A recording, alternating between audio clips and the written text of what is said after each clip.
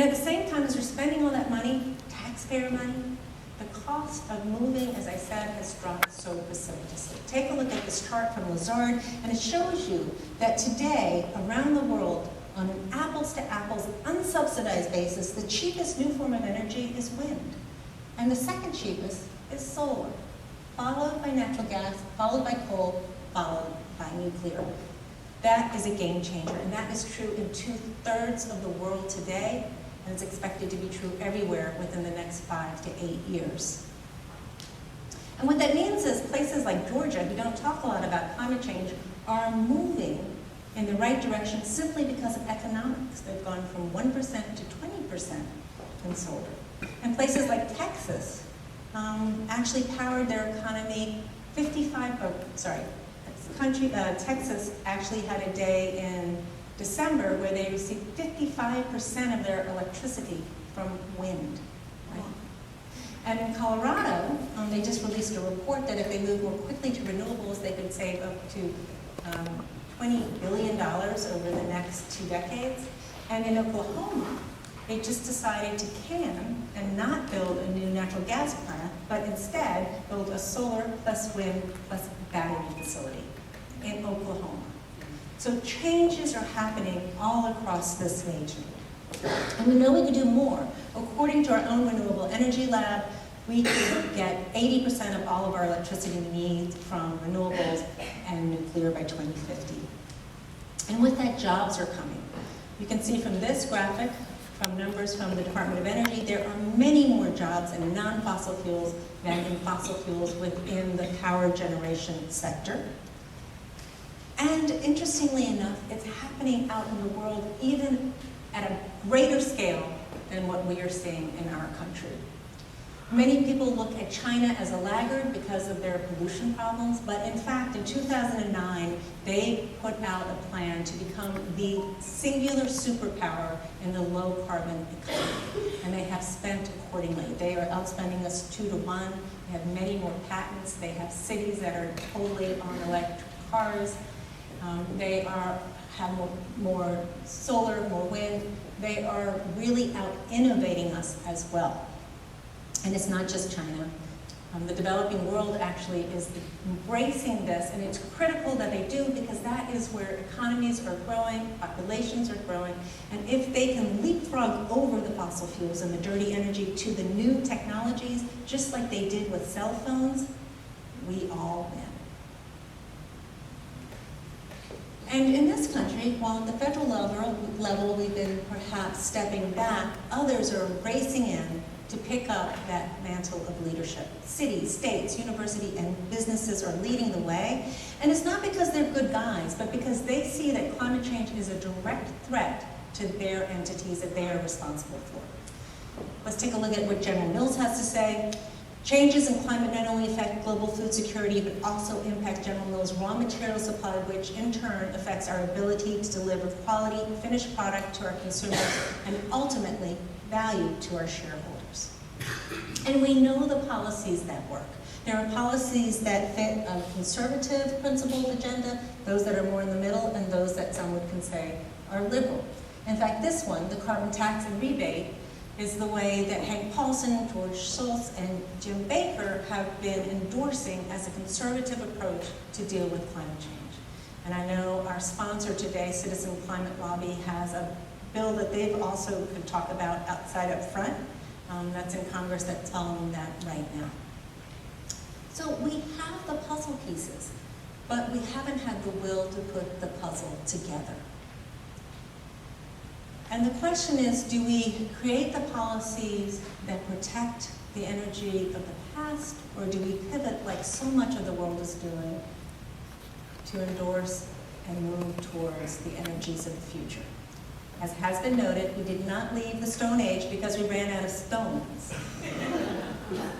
but because we found something better. And we know what to do. We know we have to invest. We know that we have to create new pathways. And we know that there is such great opportunity for those that come and disrupt the old ways and innovate. In fact, this revolution is expected to be much greater than the telecom revolution that happened in the 1990s. We need more investment, we need more innovation, and there's so many important areas where we are behind others in doing so. Energy efficiency. It is the low-hanging fruit where we can save money as well as lower our emissions. And everyone says, oh, it's so expensive, it's so hard to get the payback. Do you know that the Empire State Building, when they refurbished it, paid itself back in 3 years? It's really kind of incredible.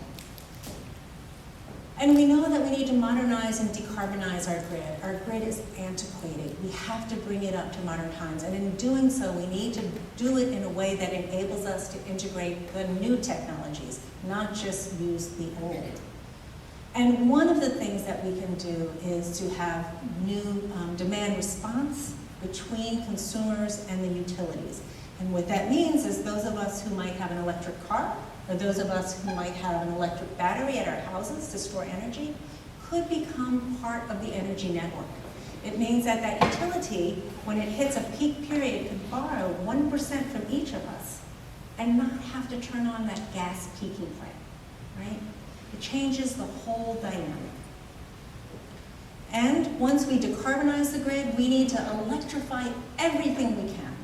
We need to electrify our transportation, cars, buses, airplanes. Cape Air, did you hear about that? Electric airplanes coming out in Hawaii as well. And then we also electrify our heating units with heat pumps and our dryers and our other appliances. But we know that we have to use fossil fuels for the foreseeable future as we begin to trail them down. And to use them safely, it means that we need to capture the carbon that they're putting up, right? And there's some very innovative ways of doing that. This is a plant up in Iceland that actually pumps the carbon dioxide underneath basaltic rock, and when the water trickles down, it turns back into rock. This is a plant out in Switzerland that is a negative emissions technology plant that literally sucks carbon dioxide out of the air and captures it. This plant sells it to a local Coca-Cola factory to put fizz in our drinks. But there are so many things that we can do with carbon because it is kind of the basic molecule of so much of life, right? There are groups out there that are making alcohol out of carbon emissions. They're making protein powder, fish food, clothing, building blocks. There's all these things that are coming up in the carbon tech arena. They're very expensive to do today, but with economies of scale and support, they really offer hope.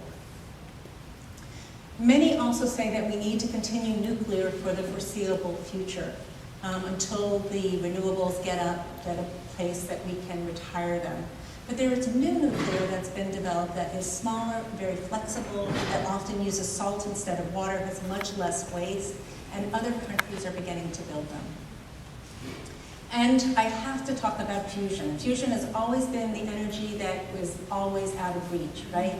It's the fantasy energy. But I was just at a conference, and I gotta tell you, the scientists are so excited because technical breakthroughs in lasers and AI and other materials are enabling them to come much, much closer. And they believe that within 20 years, we will have fusion, which will be a clean energy that could be used for heating and for electricity. And because it's so safe, it will be right in the middle of our cities. So it really does provide hope if we can reach it.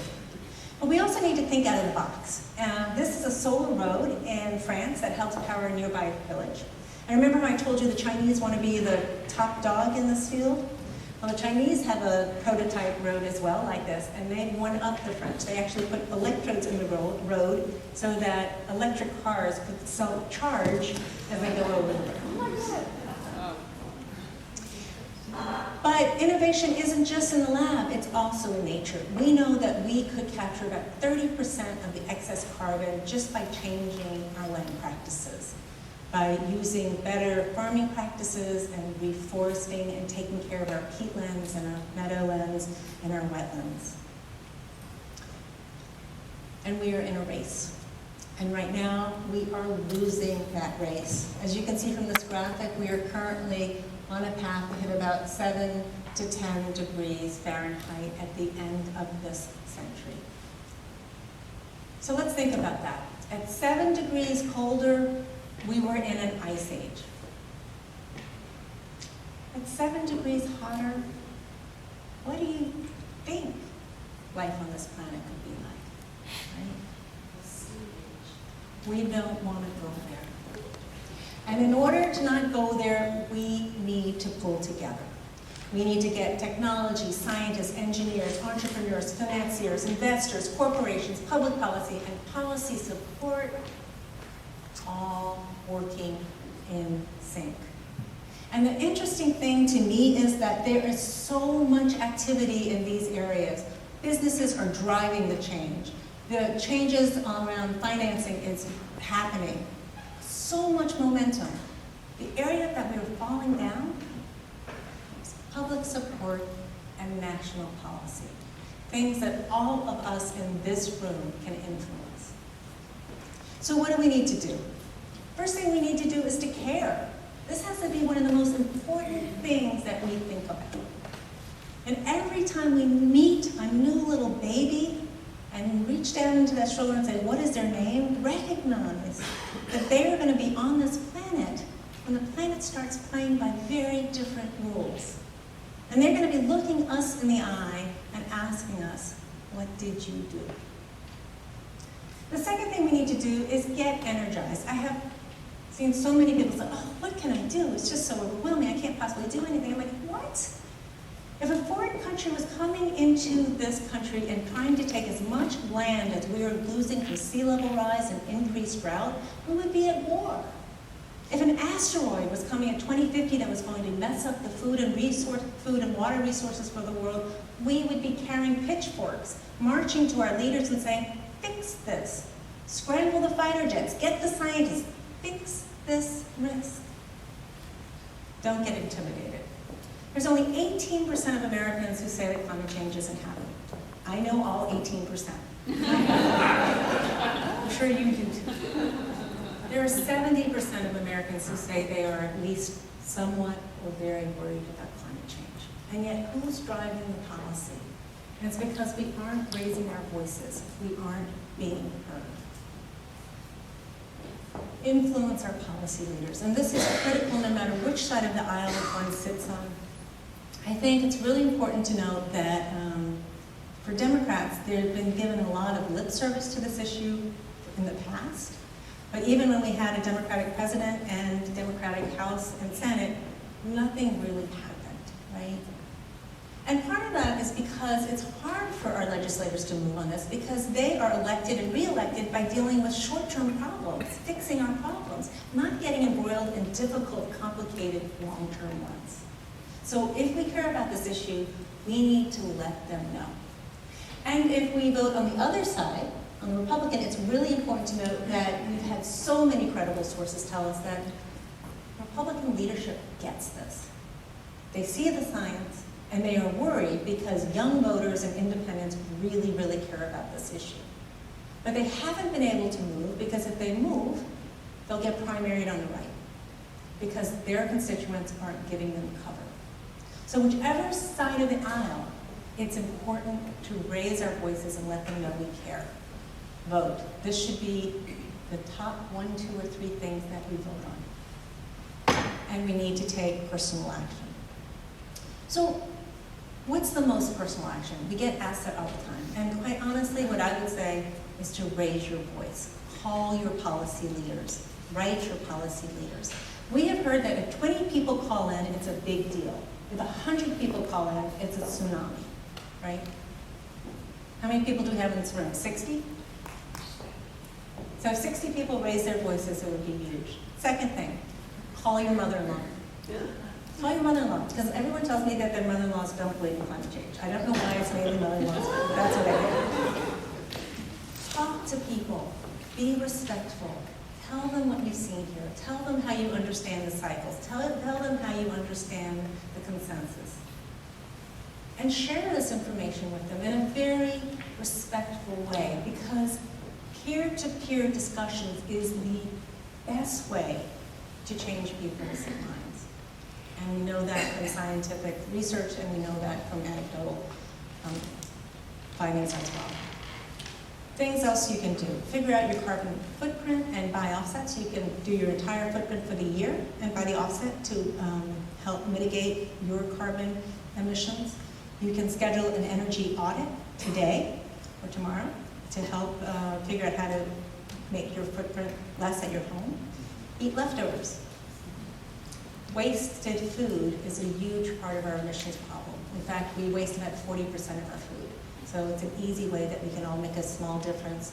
Start reading, start getting educated on this. Don't listen to the pundits alone. Listen to the scientists and the people that really understand. There's some wonderful books out there. There are also lots of reports from Morgan Stanley, Goldman Sachs, and the big investment brokers that are really clear on this risk. Sign up for green power through your utility, if that's an option, and write checks. And the reason I add write checks is because there are so many not-for-profits that are the boots on the ground that are doing incredible work in this area. And they are conservative ones, they're moderate ones, they're liberal ones, they're ones that can fit your own philosophy. But they are not being supported enough to get the job done. So take a look and see who you can support.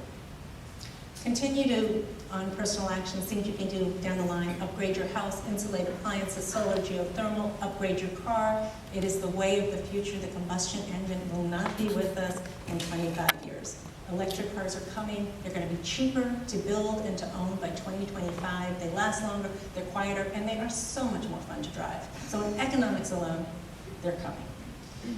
Upgrade your diet, less meat, more local organic food, support smart infrastructure in your market, avoid the Groundhog Day mentality of just rebuilding what was instead of building for the future. It's going to save us all money. Volunteer, put your own boots on the ground, influence companies, whether you're a customer, employee, or an investor, and invite us back because we want to continue to spread our message and to train others to give this presentation. So in closing, I'd like to say that scientists say that we are the first generation to understand this risk. And we are the last generation that can take action to avoid the brunt of it from falling on our kids and our grandkids. And the question for all of us in this room, and really all of us on this planet, is what will we choose to do? Thank you. I look forward to your questions.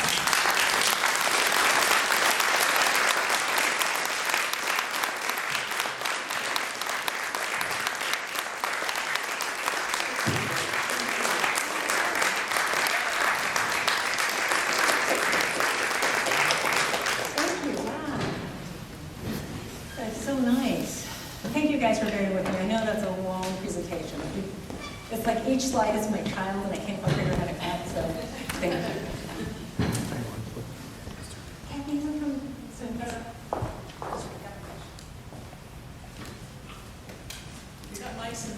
We have mics for questions. One other thing I should say, Kathy Herring, my colleague over here, has sign-up sheets if you want to get more information from us.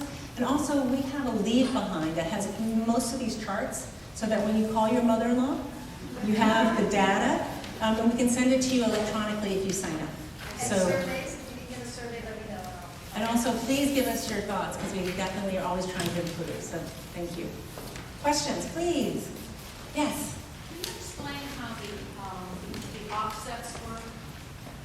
So yeah, and I'm not an expert, but so their way they do is they fund projects that help sequester carbon or prevent it from going out. So they will use those dollars to go and buy clean cook stoves in Africa. So your emissions are X.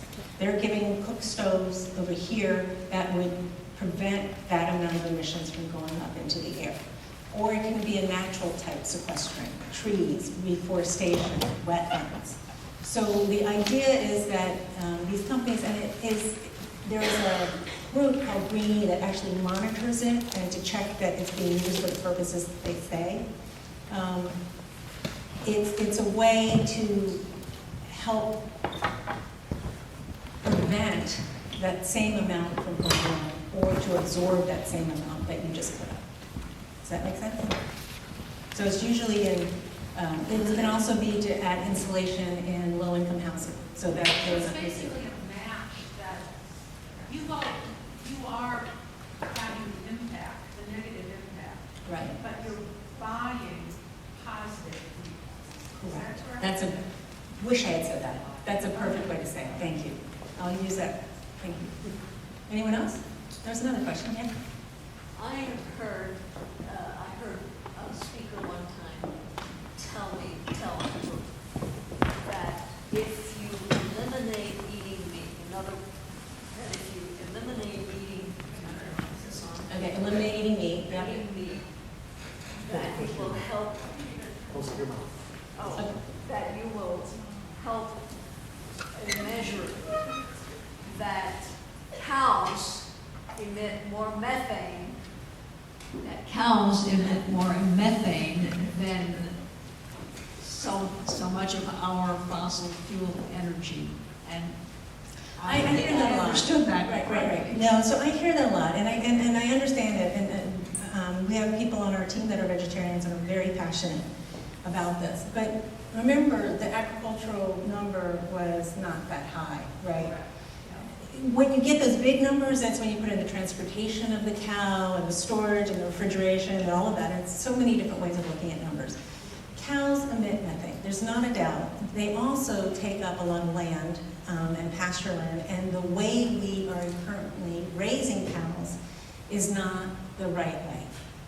If we raise them in a way that's more natural, as in small herds, like they used to bunch together to be protected instead of letting go and move them, they can then actually help the soil be more absorbing more. I'm so sorry, guys, my kid really has me. Absorbing more of the water, right?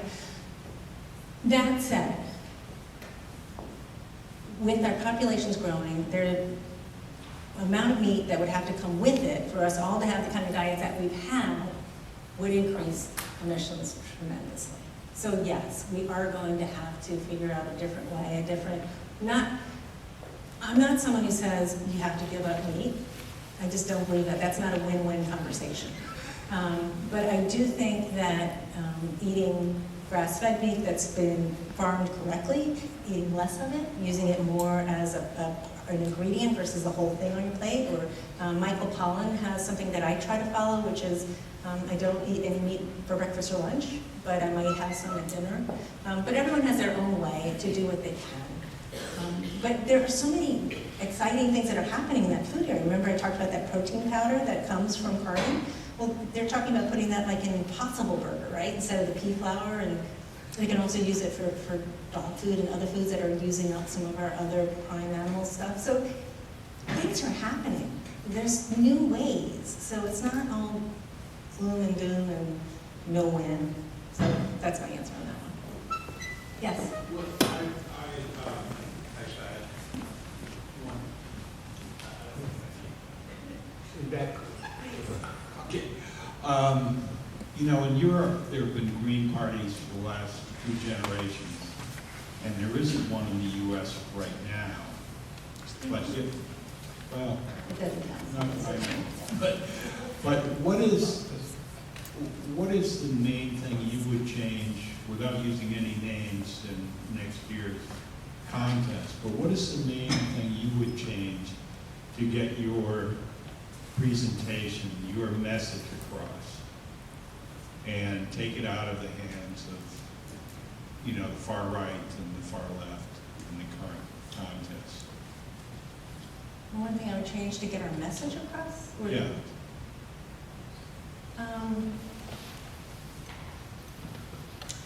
So I guess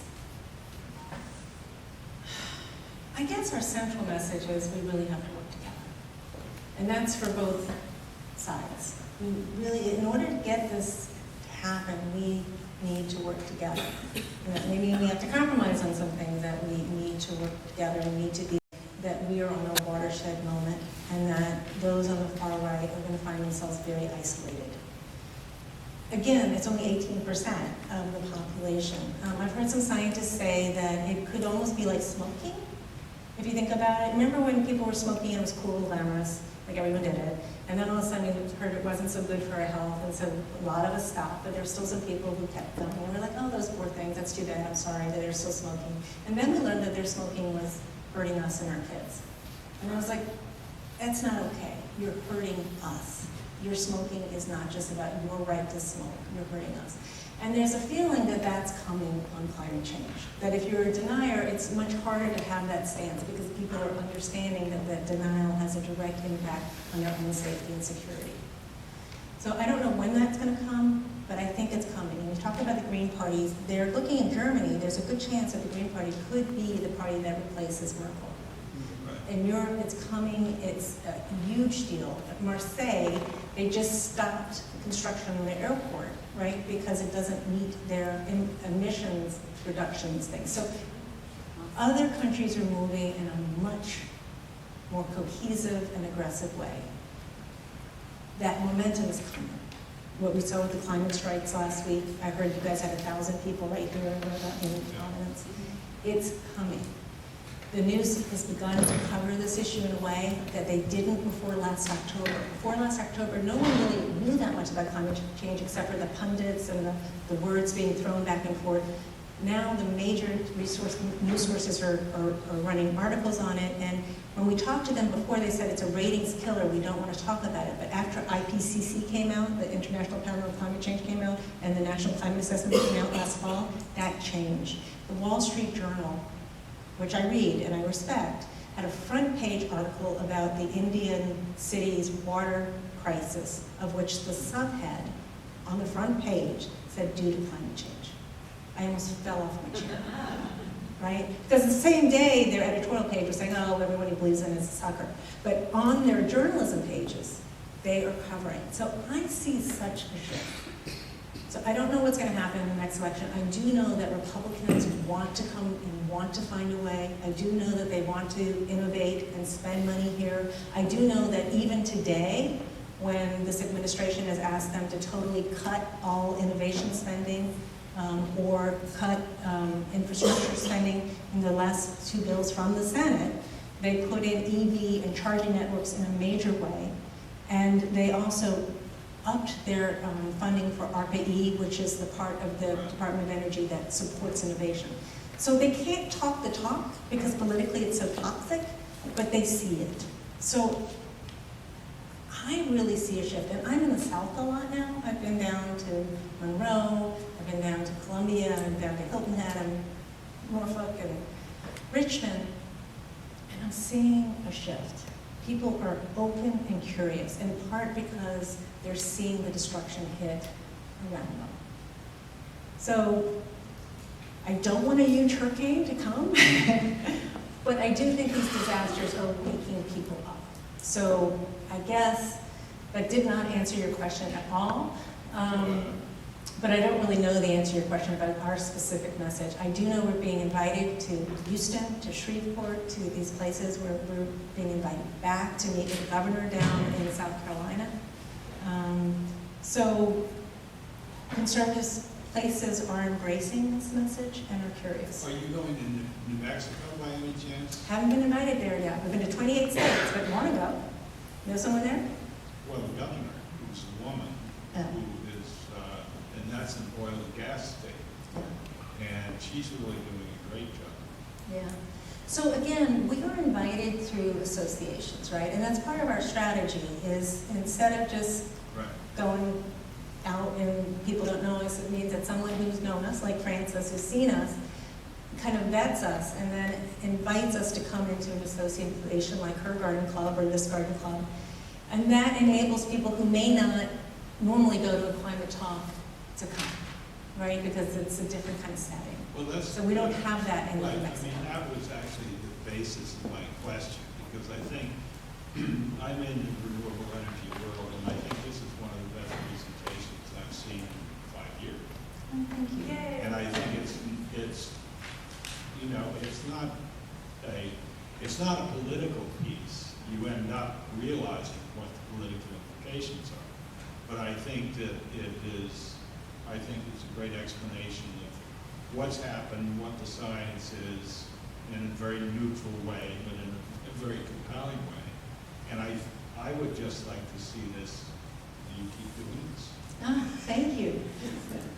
Okay, so I'm not allowed to say this, but We are a 501c3 too, and if you go, we're not allowed to solicit outside of the state of New Jersey, but if someone likes us, they are welcome to go on our website. If I'm not asking you to. No, But and help us, and also by inviting us. I mean, you know, I can't tell you how validating it is when people hear us and they refer us to someone they know in another market, their daughter or their friend, or into their investment club, or a group that wouldn't necessarily be hearing this. We have grown solely through grassroots, and we've hit over 6,000 people in 28 states solely through word of mouth. So if you can spread the word, we would love that too.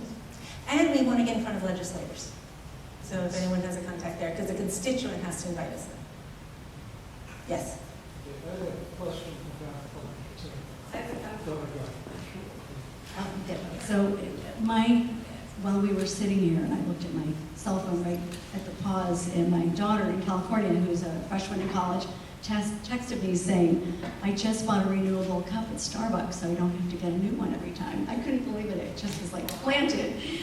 But that was making me think of the power of the young people, and they really care. And we've seen the movement over the last, things have been happening over the last month or so, and I'm wondering, are you thinking of or putting this presentation, condensing it, maybe having something that can get out to schools in this country? So, so interesting you said that. We dabbled in it. We've done some high schools. We're presenting at Princeton campus on the 15th. We haven't yet. There's been some talk about trying to teach this to young people, and because young people want to hear from young people, they don't want to hear from someone like me. And the whole idea about this trusted messenger thing is that people kind of identify with you a little bit. So we have thought about that, but it hasn't been our primary target because we haven't had the manpower. There are a lot of groups who are doing it as well. We're starting to do it. I know Woods Hole Research Center is starting a kids program. We're meeting with them to kind of cross-pollinate next week. But I agree with you. The only thing that I have a yin and a yang. Kids are one of the best ways to get parents to change their minds. They really are. They're dogged, and you live with them and you love them, and you end up saying, okay, we've all done that. So many people say, well, let's let the kids fix it. It's their problem. Let's let them deal with it, right? They'll fix it. And that is such a travesty. It just breaks my heart, because we don't have the time to let the next generation come into full power to be able to address this. We did this. It's our responsibility. So, yes, empower the kids, but yes, empower ourselves at the same time.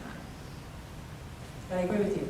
We don't have the manpower to do kids. Yes? I recently went to a business school reunion and sat through a very disturbing presentation on climate change. And the case was this. They said, well, to get the world to go along, we're only 18% of the problem. So if everybody doesn't get together, we have an 11% chance in 30 years of getting to a black swan event. And then the case that was presented was a group that said, well, we can seed the atmosphere, the upper atmosphere, with hydrochloric acid. Yeah. And the budget for this is a half a dozen G7 planes and $50 million. Right. And they said you can buy a 50-year hiatus, but there will be winners and losers. Okay? Now the question is, and then they had a quote on the case from Al Gore, and he said, this is absolute madness. But in these presentations, here's the question. Why wouldn't you deal with the issue of geoengineering to tell what the pluses and minuses are, rather than keeping it off the table? Yeah, when you asked me that question at the beginning, I'm sorry. Okay, so geoengineering, if you guys don't know, it is changing the way the current world works in order to try to mitigate climate change. So there are things about putting iron in the oceans to help it be more absorptive. There are things like seeding the clouds so they be more reflective. The issue with these things is there's also ideas of putting out like shades on the outside in space to try to reflect back more sunlight. So there are these things that are being taught. Problem is, some scientists are coming around and saying we probably will need some of that. But we don't really know exactly what will happen. So you can say they're winners and losers, but we don't know exactly who the winners and losers are going to be, or how bad, or what could spin out of control. So it's playing with nature without really understanding what the true consequences could be. We could get that desperate. We could definitely get that desperate. I would rather put that money into carbon tech and start putting a good price on the carbon products and sucking that out of the sky so that we don't have to drill anymore. If we can literally get the carbon out of the sky and set it out of the ground, get fusion up, right? Move more quickly to renewables. There's so many ways of addressing this and having a hopeful path. That's a scary path. We may need it. We may need it. But if you see the clouds, and that means there's a drought into the country next to you, and you get the rain, what happens? You have chaos, you have war, you have and who says that China would probably be the country that can do it first and best because they're at the forefront of all this technology. So are we going to be happy with China changing the weather patterns for the rest of the world? No. I mean, there are some other things like crushed rock that you can put down that absorbs. There are some other things that are more mild in their intervention that make a lot of sense, and we need to continue to investigate those. And I honestly think we need to continue to research the geoengineering ideas and to see if we can figure out the winners and losers, because we may come to a point where we need to move that direction. I don't think we're there yet, in my opinion. Yes? Just a question, basically. And my question is, I mean, we have examples of when things have happened for at least 30 years now, noticeably. So, and that is Alaska. So why are there not more examples shown of what a change can do, where a whole village has to move? I mean, when you showed one picture also, that doesn't mean much. But if you have a whole village which has to change its location because of rising waters, why is that done so seldom? Why is that? Done so seldom. So again, the press, okay, so climate refugees in our country are just beginning to happen. It's happening in Alaska, it's happening in Louisiana, and it's beginning to happen in a way down in the Florida Keys. But in Alaska, they already have had that for the last 30 years, the beginnings of it. So it's just coming into, I thought they just moved that village in the last 6 or 7 I know it's a years. village, but The changes of the it. changes. Yes. I mean, I know my son telling about talking to the Newards where the father drowned because the permafrost had come in. So It's heartbreaking.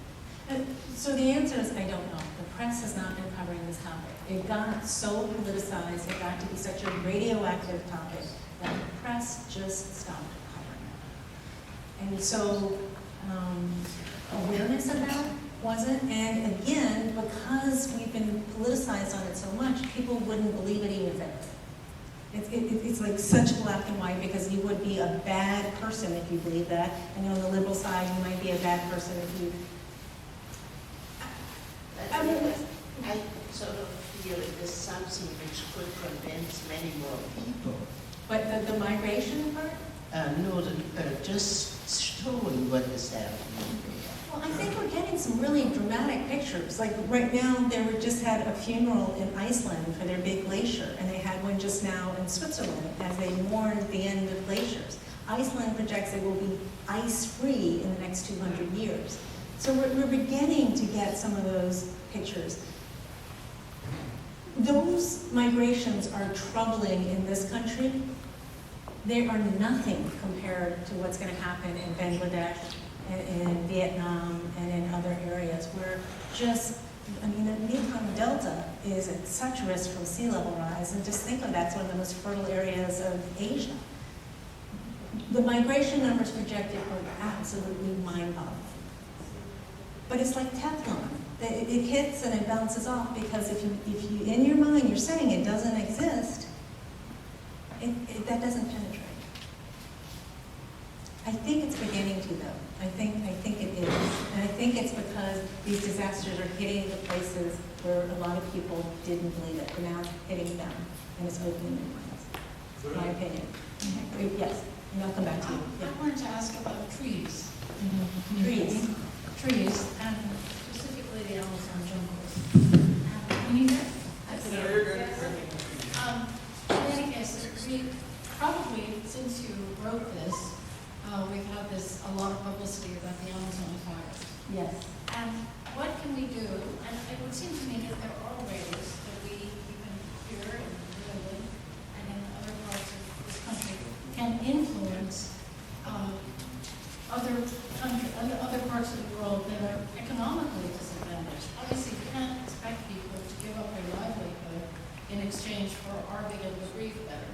But aren't there some movements that, or some organizations, or some things that we can physically do as, Americans, as New Englanders, as some affluent people, which can help to inspire people to keep the jungles, to plant more trees instead of, because I think this is a huge problem. The trees themselves are absorbing a lot of the things that are going into the atmosphere. Rainforest is so important.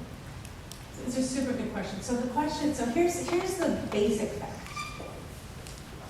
The cost of using carbon, and Citizens Climate Lobby is going to love me for this, is not captured in the marketplace, right? And the risks that are in there haven't been factored in yet, but they're about to be. I'm going to come back to you in a second. So what we're finding is we are about to see huge changes in mortgages, huge changes in insurance, huge changes in other numbers simply because of this carbon risk. But so far the market hasn't priced it in. The rainforests are critical to all of us. There's no way to monetize that currently. There are financial structures, there are green banks, there are green funds, there are not-for-profits like EDF that does incredible work down there.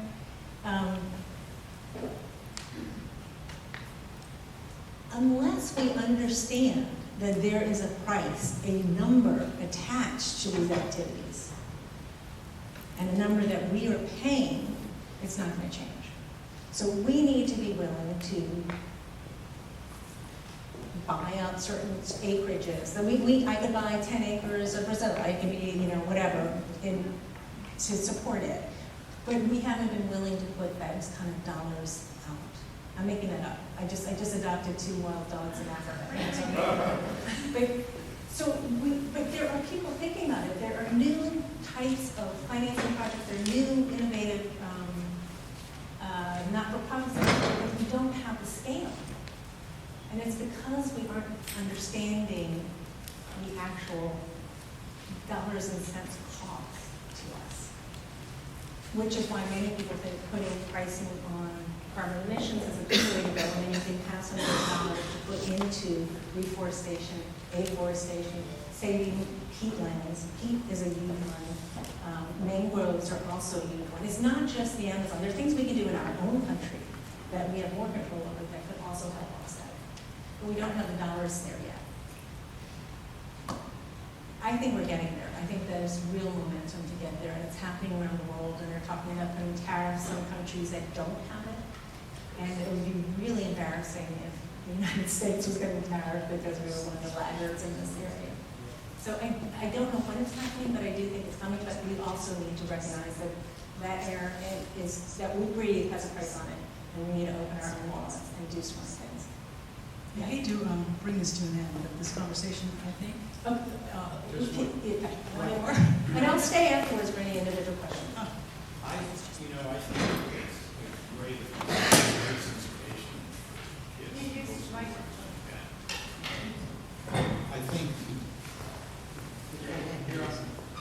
I think the presentation to kids, middle school and older, is a great idea.